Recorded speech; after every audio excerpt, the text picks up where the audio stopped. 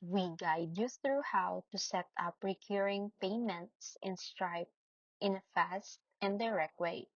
So the first thing you need to do is to log into your Stripe dashboard and make sure your account is fully activated. On the left menu, click on the products and then select Add Products.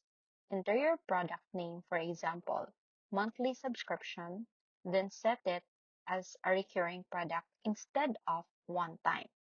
Choose your billing interval like daily, weekly, monthly, or yearly, depending on your offer. Then set your price. After that, click Save. Then next, go to billing and make sure subscriptions are enabled in your account settings. Now, create a payment link by going to Payment Links and selecting the product you just created.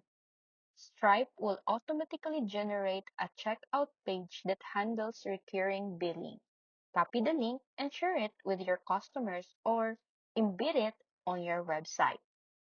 Once someone subscribes, Stripe will automatically charge them based on the interval you selected without manual work. You can track all activities or active subscriptions under Subscriptions tab where you can pause, cancel, or update plans anytime.